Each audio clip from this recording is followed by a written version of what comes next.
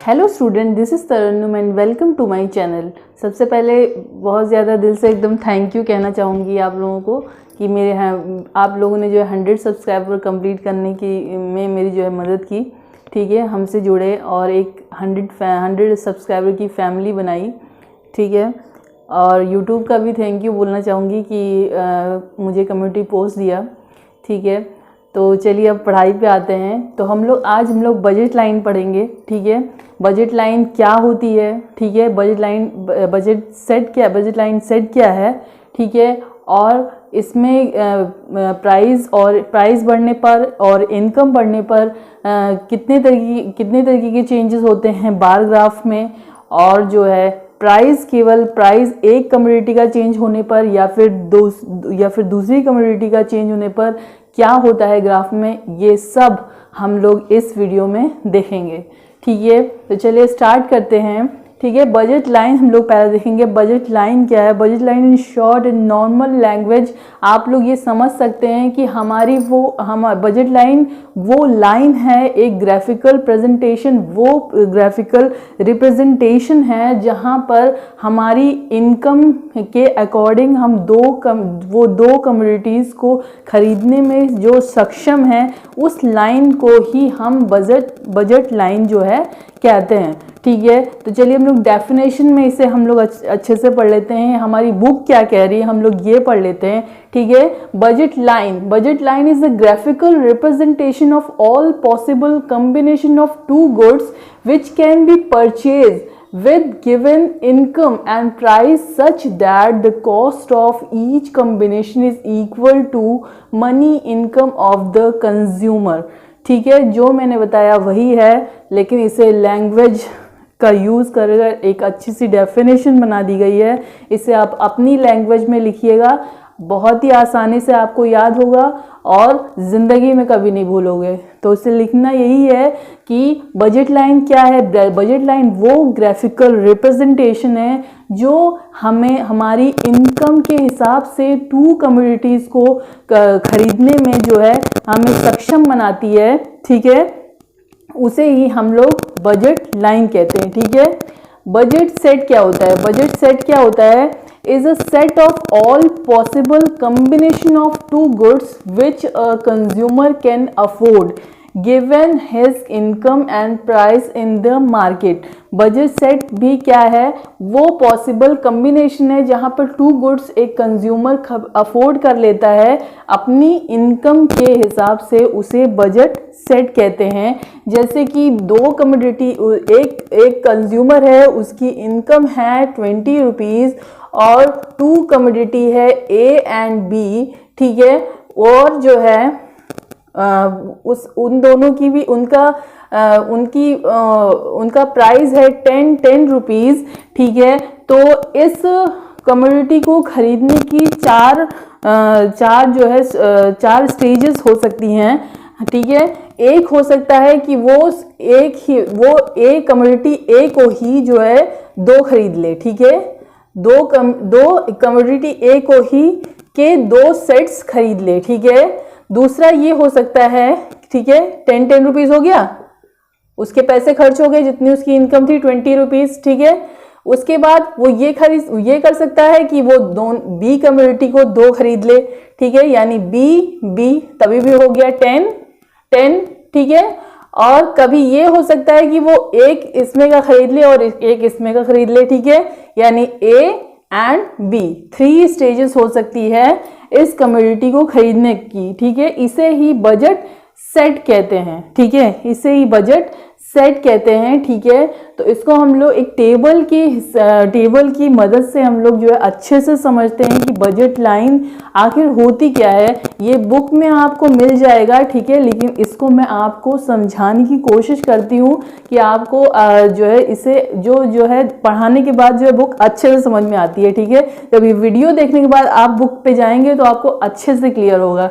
ठीक है, तो कम्बिनेशन आपकी बुक में दिए हुए हैं, कुछ अलग दिए हुए हैं, लेकिन मैंने अपने हिसाब से बनाया है कि आपको combination A B C D E F दिया हुआ है। ठीक है। और दो कमोडिटीज दी गई है, एक है एप्पल हम मान लेते हैं, दूसरा हम बनाना मान लेते हैं, ठीक है। एप्पल का प्राइस हम 4 रुपीज मान रहे हैं और बनाना का प्राइस हम 2 रुपीज मान रहे हैं, ठीक है। अब हमारे पास सिर्फ और सिर्फ 20 रुपीज है, ठीक है। हमारे पास 20 रुपीज है, उस 20 रुपीज में ही हमें जो है गुजारा करना है, ठीक है। हमें जो है उसी में अपने सामान को खरीदना है, ठीक है। दो कमोडिटीज को उसी के अंदर में खरीदना, उससे बाहर तो हम जा नहीं सकते ना।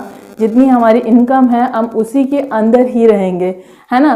तो फिर हमारी पहला जो सेट होगा वो हमारा बनेगा कि हम एप्पल 5 खरीद लेते हैं, ठीक है, और बनाना खरीद ही नहीं रहे, ठीक है। तो हो जाएगा 5 4 जा 20 यही हो गया, और 0 यानी सेकेंड जो कमोडिटी हम नहीं खरीद रहे हैं, क्योंकि एप्पल खरीदने में ही हमारी सारा जो मनी है वो खर्च हो जा रहा है। 5 4 जा 20 plus 0 plus into 20 is equal to 20। मैंने इसे करके नहीं बताया क्योंकि ये बहुत ही सिंपल कैलकुलेशन है, आप लोग बहुत ही आसानी से कर लोगे, ठीक है। दूसरा है बी, जिसमें जो है 4 एप्पल खरीद रहे हैं हम और 2 बनानास खरीद रहे हैं, ठीक है। 4 4 जा 16 प्लस 2 2 जा 4, 16 प्लस 4 इज इक्वल टू 20, ठीक है। सी है, हम 3 एप्पल खरीद रहे हैं और 4 बनाना खरीद रहे हैं। 3 4 जा 12 प्लस 4 2 जा 8, 12 प्लस 8 इज इक्वल टू 20, ठीक है। डी हमारा डी जो इफेक्ट है वो है, हम 2 एप्पल खरीद रहे हैं और 6 बनानास खरीद रहे हैं, तो 2 4 जा 8 और 6 2 जा 12, ठीक है। 8 प्लस 12 इज इक्वल टू 20, ठीक है। और ई हमारा है, जहां पर हम 1 एप्पल खरीद रहे हैं और 8 बनानास खरीद रहे हैं, तो 1 4 जा 4, 8 2 जा 16, 16 प्लस 4 इज इक्वल टू 20, ठीक है। तो हमारी चादर जो है, हमारी जो इनकम है जितनी है उसी के अंदर ही हमें रहना है, इसीलिए हम कमोडिटीज को इस तरीके से खरीद रहे हैं, ठीक है, जिससे 20 रुपीज के अंदर में ही हमारा जो मतलब कि पूरा हमारा जो कैलकुलेशन है वो कंप्लीट हो जाए, ठीक है। एफ हमारा क्या है कि हम पहली कमोडिटी एप्पल को नहीं खरीद रहे हैं, ठीक है। अब इससे हमें कंप्लीटली सेटिस्फेक्शन मिल चुका है, ठीक है। तो हम बनाना ही 10 खरीद ले रहे हैं, तो 0 into 4 plus 10 into 2 is equal to 20, ठीक है। इसी 0 और इस 0 की वजह से ही ये जो है ये जो बार ग्राफ है, हमारा जो ग्राफिकल रिप्रेजेंटेशन है क्या हो रहा है, डाउनवर्ड हो रहा है और बिल्कुल जो है एक्सिस को टच कर रहा है, ठीक है। जो हम इंडिफरेंस कर्व देखते थे तो वो कॉन्वेक्स होता था, क्योंकि वहां पर जो कमोडिटी होती थी, कोई भी कमोडिटी 0 पे नहीं जाती थी, दोनों कमोडिटी को कस्टमर खरीदता था, ठीक है। लेकिन इन बजट लाइन में जो है हम देख रहे हैं कि कोई कमोडिटी को ऐसा भी हो रहा है कि कमोडिटी 0 भी हो जा रही है। इसी 0 की वजह से ये जो बार ग्राफ है, जो रिप्रेजेंटेशन है वो इस तरीके से स्ट्रेट लाइन में बन रहा है, ठीक है। जो कि प्रॉपर्टी है, क्या है, प्रॉपर्टी है बजट लाइन रिप्रेजेंटेटिव कर्व की, ठीक है। तो अभी हम लोग पढ़ेंगे इसके बारे में, ठीक है। तो ये हमारा पूरा टेबल हो गया, जिसे आप लोग अच्छे से बनाइएगा अगर बजट लाइन पूछा जाएगा, ठीक है। और इसके बाद है इसका ग्राफ, ठीक है। ये इसका ग्राफ है, जिसे बहुत आसानी से आप बनाएंगे, ठीक है। यहाँ पर एक्स एक्सिस बनाएंगे, यहाँ पर वाई एक्सिस बनाएंगे, उसके बाद फिर आराम से आप जो है ग्राफ को बनाते जाएंगे, ठीक है। जहाँ पर ए है 5 और 0, ठीक है। तो यहाँ पर 5 होगा और ये है 0, इसीलिए जो है ये ट्रायंगुलर बन रहा है, ठीक है। दूसरा है 4 प्लस 4 एंड 2, ठीक है। तो 4 ये रहा और ये है 2, ठीक है। उसके बाद 3 एंड 4, उसके बाद 3 है और 4 आ गया है, ठीक है। उसके बाद 2 एंड 6, उसके बाद 2 एंड 6, ठीक है। उसके बाद 1 एंड 8, उसके बाद 1 और 8, और उसके बाद 0 एंड 10, ठीक है। उसके बाद 0 हुआ और 10 हुआ, ठीक है। ये देखिए 0 और 10 एक्सिस को टच कर रहा है, इसीलिए ये इस तरीके से स्ट्रेट लाइन में जो है ये ग्राफ बन रहा है, ठीक है।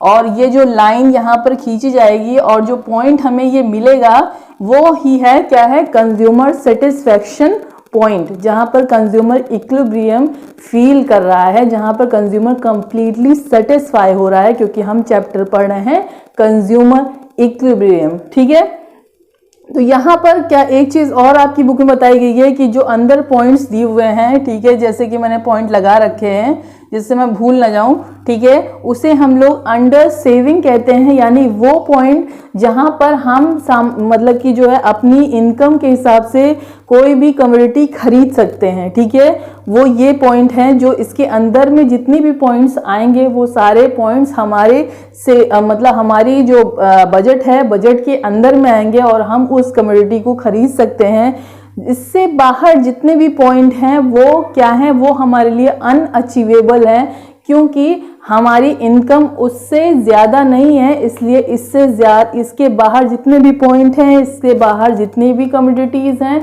ठीक है, हमारी इनकम से बाहर कोई जितनी भी कमोडिटी है वो हमारे लिए अनअचीवेबल है। ठीक है, तो ये हमारा पूरा पॉइंट हुआ, ये हमारा टेबल हुआ, ये हमारा ग्राफ हुआ। अब हम लोग स्टार्ट कर रहे हैं प्रॉपर्टीज़। प्रॉपर्टीज़ हमारी क्या होंगी, जो हमारे ग्राफ में दिख रहा है उसी को हमें प्रॉपर्टीज़ में लिखना है। ठीक है, तो फर्स्ट है बजट लाइन स्लोप डाउनवर्ड। जो बजट लाइन है वो बजट लाइन का जो बजट लाइन है वो स्लोप डाउन, उसका स्लोप जो है डाउनवर्ड होता है। क्यों? क्योंकि जो कमोडिटी होती है वो इंक्रीज और डिक्रीज होती रहती है, इसलिए इसका जो स्लोप है वो डाउनवर्ड होता है। ठीक है, उसके बाद है budget line is a straight line. Straight line क्यों है? क्योंकि कहीं पर जो है वो कांस्टेंट हो जा रहा है। ठीक है, कहीं पर जो पॉइंट है वो कांस्टेंट हो जा रहा है, मींस कहीं पर जो कमोडिटी है, एक कमोडिटी को कंज्यूमर खरीद ही नहीं रहा है, दूसरी को ही पूरा खरीद ले रहा है। इसी वजह से जो ये जो लाइन है वो स्ट्रेट बन जा रही है। ठीक है, इसीलिए ये लाइन जो है स्ट्रेट बन जा रही है। तो आप लोग लिखेंगे budget line is straight line due to constant price ratio. ठीक है, तो नेक्स्ट है हमारा कि बजट लाइन किस तरीके से शिफ्ट करती है आगे और पीछे, क्यों शिफ्ट करती है, हम लोग जो है चलिए देखते हैं। ठीक है, तो बजट लाइन इंक्रीज करती है, जब भी बजट लाइन बढ़ जाती है तो वो राइट की तरफ शिफ्ट कर जाती है। ठीक है, और जब बजट लाइन डिक्रीज करती है, ठीक है, तो वो लेफ्ट की तरफ को शिफ्ट होती है। ठीक है, जैसे कि हमारे पास मैंने इसको 4 ग्राफ में बना लिया जिससे जो है सारी प्रॉब्लम, सारी कंफ्यूजन क्लियर हो जाए। ठीक है, बुक में 2 में बनाया है, मैंने 4 में बना दिया है। ठीक है, तो यहाँ पे जो है मैं 2 ग्राफ में प्राइस को दिखा रही हूँ और 2 ग्राफ में इनकम को दिखा रही हूँ। ठीक है, फर्स्ट ग्राफ है जिसमें क्या हो रहा है कि जब हम जब भी किसी कमोडिटी का जो है प्राइस कम होगा, ठीक है, जब भी किसी भी कमोडिटी का जो प्राइस है वो कम होगा तो हमारा बजट बढ़ जाएगा। ठीक है, और हमारा बजट जो है आगे की ओर शिफ्ट हो जाएगा। ठीक है,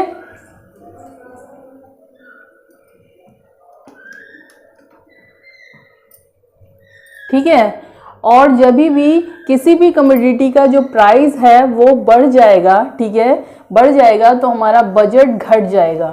ठीक है, हमारा बजट घट जाएगा, हमारी जो वो जो कमोडिटी है हमारे बजट से बाहर चली जाएगी और जो है हमारा बजट लेफ्ट की ओर शिफ्ट कर जाएगा। ठीक है, इधर को आ जाएगा। ठीक है, समझ में आया? फिर उसके बाद दूसरा जो है दूसरे 2 ग्राफ में मैं बता रही हूँ कि इनकम के बढ़ने और घटने से क्या होगा। ठीक है, जब इनकम हमारी बढ़ेगी, ठीक है, जब इनकम हमारी बढ़ेगी तो हमारा बजट ऑब्वियस सी बात है बढ़ जाएगा। ठीक है, और जो बजट लाइन है वो आगे की ओर शिफ्ट कर जाएगी। ठीक है, समझ में आया? और जब हमारी इनकम जो है कम हो जाएगी तो जो हमारा बजट है वो भी कम हो जाएगा और लेफ्ट की ओर वो शिफ्ट कर जाएगा। ठीक है, तो ये हुआ हमारा बजट लाइन का शिफ्ट कर जाना।